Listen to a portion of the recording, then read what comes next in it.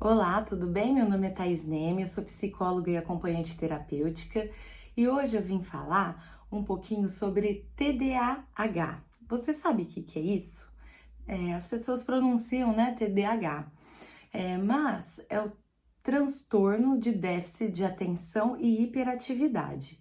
O TDA, ele pode vir ou não com a hiperatividade, com o H, né?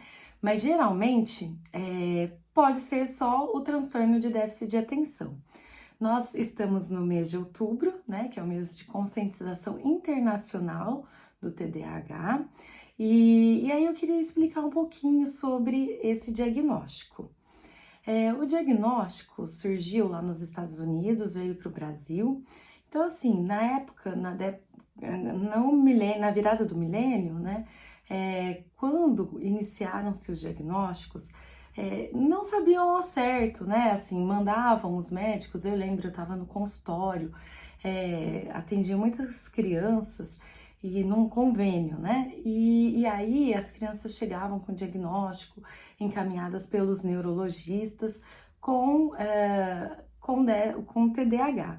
Mas ficou meio generalizado, porque os médicos mandavam um teste para as professoras, né, realizarem com as crianças, para os terapeutas, e houve muito questionamento a respeito desse diagnóstico, né? O Conselho Federal de Psicologia, vários cientistas, né, professores, médicos, psicólogos, questionaram: será que existe mesmo esse diagnóstico, né? Não está generalizando, porque as crianças estão mais agitadas, porque assim, a gente sabe, né, que as crianças, né, depois do milênio, aí da virada do milênio, né, de 2000, surgiram, né, as redes sociais, muito mais informações, muito mais distração, né? Então, nós, né, que viemos antes aí da internet, da evolução, da informática, a gente ia nas bibliotecas, a gente pegava livro, fazia pesquisa em Barça, e depois ficou tudo mais fácil, né, em relação aos estudos. Mas ao mesmo tempo ficou também tendo muita informação, o que favorece a dispersão, né, a falta de concentração. Então, assim, as pessoas têm muito estímulo, então às vezes é difícil.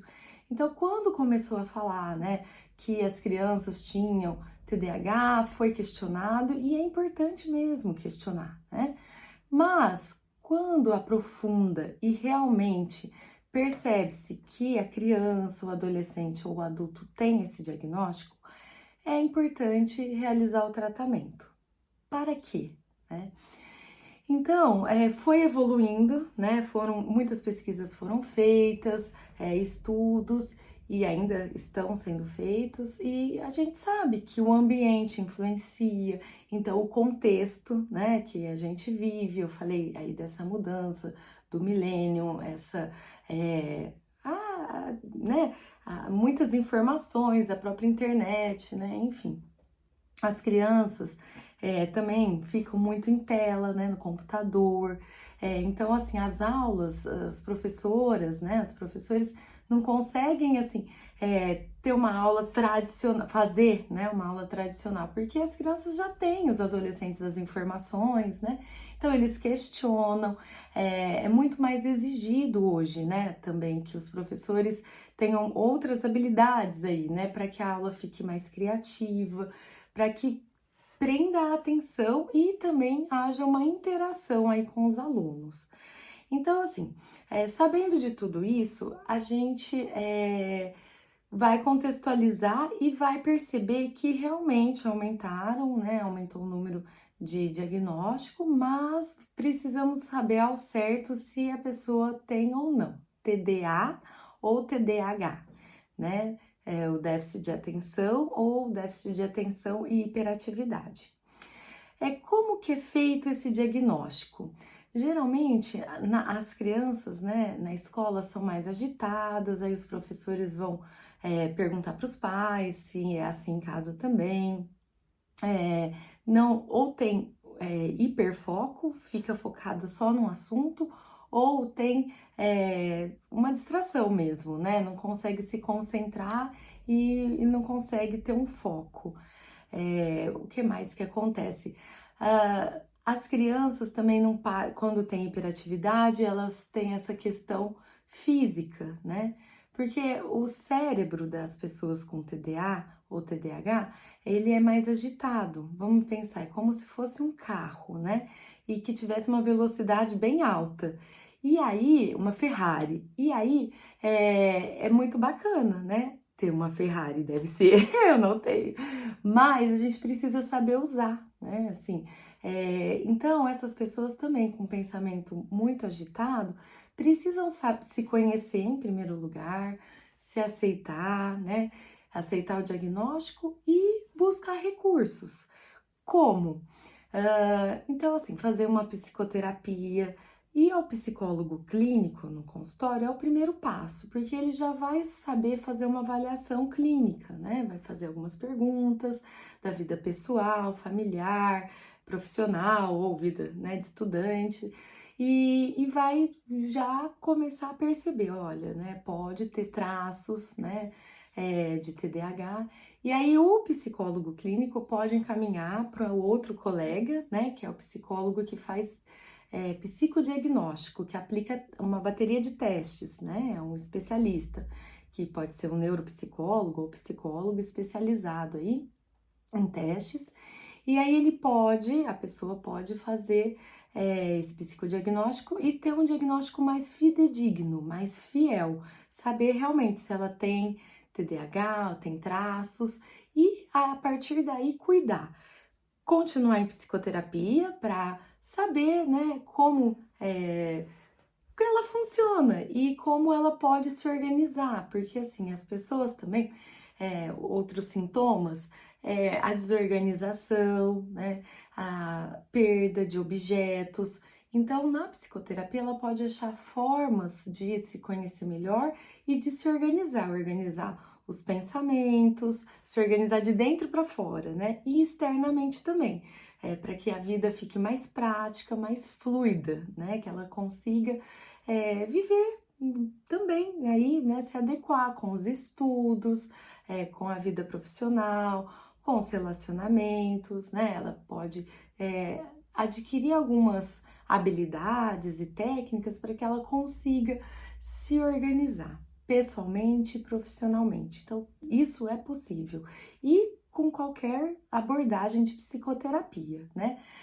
Porque aí vai ser trabalhado o autoconhecimento e a pessoa também vai descobrir formas e caminhos de como funciona aí, né? Na verdade, é uma diferença, assim, é saber a condição de vida dela, né? Cada um de nós temos nossas qualidades e dificuldades e diferenças. E isso que faz o mundo melhor, né? E ser divertido. Imagina se fosse todo mundo igual, seria robô, né? E aí a questão também da medicação. O psicólogo pode encaminhar para o psiquiatra, que é o médico do comportamento, para a pessoa, né, vai lá fazer uma avaliação, ver se é necessário utilizar uma medicação. E aí o médico vai receitar medicações que estimulam o foco, né? Mas aí é o médico, tá? Que vai estar dando esse diagnóstico e receitar o remédio. A partir daí, a pessoa também precisa aceitar essa condição e tomar o remédio direitinho, no horário, né? A quantidade que o médico indicar, e fazer a psicoterapia e viver uma vida plena, né? Se for criança, ir para a escola, estudar, brincar, né? Se desenvolver, fazer cursos, ter amigos. Se for adulto, ou adolescente, né? E adulto, também estudar, trabalhar, namorar, se for casado, né? Já tiver um relacionamento, como se organizar melhor em casa, com a família. Também é muito importante o apoio de amigos, de familiares, professores, né, quando for um aluno, e empregadores, né, quando for já um profissional. Os empregadores precisam ter essa noção, né, porque o time deles, né, o RH precisa organizar aí, né, e divulgar na empresa como lidar com essas pessoas e que, assim, é praticamente, assim, vida, né, eu não gosto do termo normal, né, porque como já dizia Caetano, de perto ninguém é normal, todo mundo tem suas particularidades, mas ter uma vida plena, eu diria. Trabalhar, né, e se desenvolver plenamente. Às vezes com algumas, né, ter alguns critérios a mais, né, para conseguir realizar a tarefa, terminar, né, porque às vezes essas pessoas elas têm dificuldade de iniciar uma atividade e terminar, né, por conta dessa dispersão, dessa falta de concentração, falta de foco. Mas a partir do momento que ela se conhece, ela se aceita, as pessoas que estão em volta, sabe como ela funciona, ela vai ter um desenvolvimento pleno, né? Então são pessoas muito inteligentes, que são mais agitadas. O pensamento é mais agitado e se tiver hiperatividade também, fisicamente é mais agitado. Mas é só isso que difere, tá? Então a gente precisa tirar esses tabus sociais, né? Que é diferente, não vai ter condições de estudar, de passar num vestibular, de namorar, de casar, de trabalhar. Negativo. Todos nós temos condições, desde que a gente saiba como a gente funciona no mundo e buscar alternativas, recursos, né? Para viver melhor, tá? Então também os familiares precisam saber, né? Como o filho funciona, né? O pai, a mãe, enfim, o irmão, os professores saberem lidar. Então, essa questão de inclusão é muito importante, mas os professores precisam estar preparados, precisa ter apoio, né? Terapêutico, geralmente assim, ter acompanhante terapêutico para o aluno que tem, tem os graus, né? Quem é leve, moderado ou grave, quando é muito grave, precisa sim de um profissional especializado ficar, acompanhar aquela criança durante o horário da aula, né? Até para que ela não se prejudique, né? Às vezes a criança é muito agitada, pode se machucar, machucar algum coleguinha. Então precisa, e é lei, né, gente? Na lei de pessoas com deficiência, pessoas que têm alguma questão e que sinta necessidade de ajuda, pode buscar ajuda tanto particular quanto pelo governo, né? Acionar aí o Ministério Público quando for necessário, tá?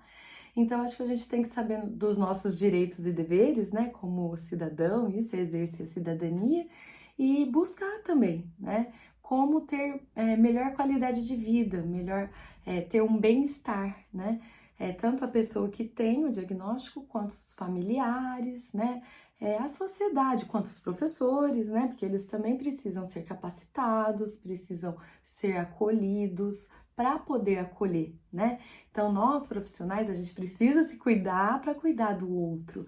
Então, esse olhar para o todo é muito importante, tá? Que mais? Eu acho que é isso. Então, a partir do momento que a pessoa sabe o que ela tem, é não se apegar ao diagnóstico, né? O rótulo, eu tenho isso e, né, eu tenho dificuldade no mundo. Não se vitimizar. Não, eu tenho, vírgula. Eu me cuido, eu me aceito e eu exijo isso, né? Um respeito, e viver, né, plenamente. A questão da medicação também é importante a pessoa ter conhecimento do que ela toma, para que toma, para que isso seja algo que venha beneficiar, né? E medicação é diferente de medicalização. A medicalização é quando é receitado o remédio, assim, indiscriminadamente, né? A pessoa nem sabe para que ela tá tomando e, claro, gera uma revolta até, né? Às vezes, ou uma dependência. Então, a pessoa precisa saber o para que ela toma, né? E aceitar, claro, o tratamento sempre deve ser voluntário, a pessoa tem que ter vontade de se cuidar, né? Ou em alguns casos, né, assim, que realmente a pessoa não está em condições, aí são casos mais graves que tem interferência aí, né, da família. Mas quando a pessoa é um direito da pessoa saber o que ela tem e para que serve o tratamento, até para ela entender, não é verdade. Já que eu tenho essa questão e a medicação vai me ajudar, então eu aceito, eu vou tomar, né? Ela vai se ajudar também.